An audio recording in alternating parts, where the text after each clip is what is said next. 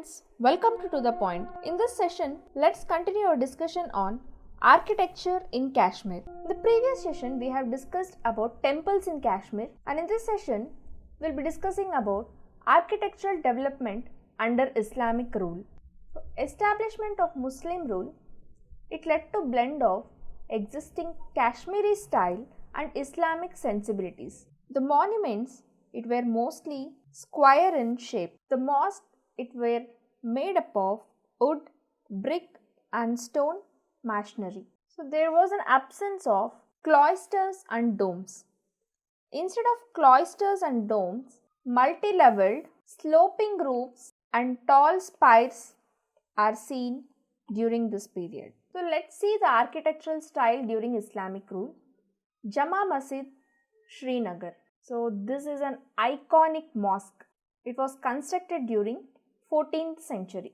So this Jamia Masjid in Srinagar, it has a large courtyard and it has about 370 wooden pillars and a curved dome, and it is notably absent following the Kashmiri style of architecture. That means a curved dome, it is absent in the Kashmiri style of architecture. Ali Masjid Srinagar. So this Ali Masjid, it was built in 15th century by Shahmiri king, and the name of the king was Sultan Hassan Shah. And Ali Masjid in Srinagar, can say that it is one of the largest mosques in Kashmir Valley.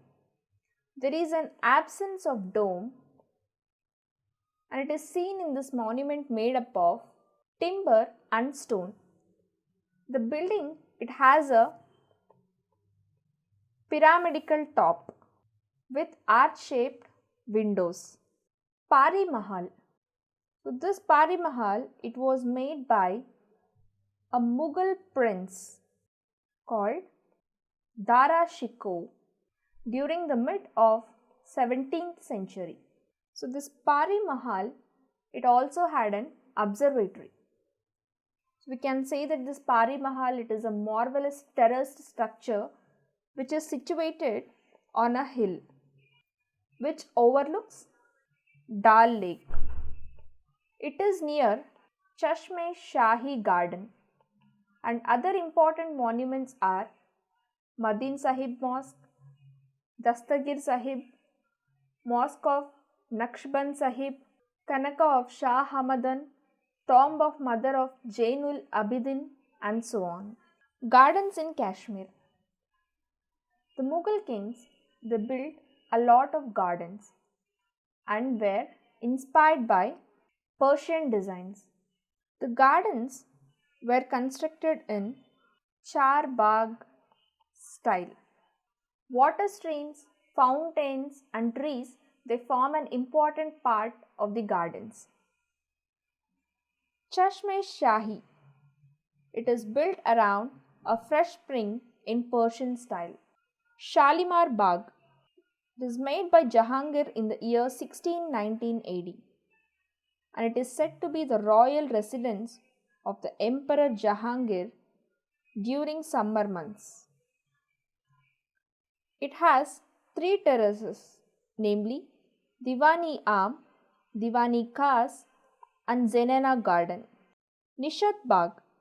It is said to be the second largest Mughal garden in the valley, and it is near to Dal Lake and has 12 terraces.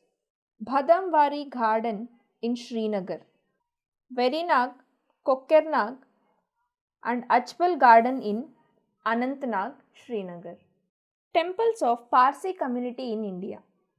There are 3 major types of fire temples of the Parsi faith. The first is Atash Behram, which means fire of victory.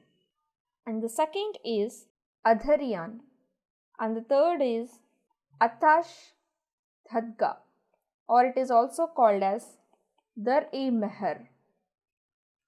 There are 8 Atash Behrams in India and more than 100 Dadgas which is mostly located in the parts of Maharashtra and Gujarat. Atash Beharam. The exterior, it is generally kept simple. Why? Because the idea is to hold is sacred fire and yashna ceremony, which means prayers, rather than glorification of the faith. Atash Beharam, it has an inner sanctum where fire is kept. The structures have vents for the smoke to escape. Vents means ventilations. The performance of ceremony is considered to be the highest order, and it involves elaborate arrangements, and they are performed by the high priest and dastars. 8 Atash Beharams, that is the 8 fire temples in India are Iransha Atash Beharam, Udwada in Gujarat. It is built in 8th century. And Desai Atash Beharam in Navsari, Gujarat, and this was built during 18th century. Hadiset, Wadia, Bhanaji and Anjuman Atash Beharam in Mumbai. Modi and Vakil Atash Beharam in Surat. These are the 8 Atash Beharam that is the fire temples in India. In the next session, let's discuss about modern architecture in India. Thank you.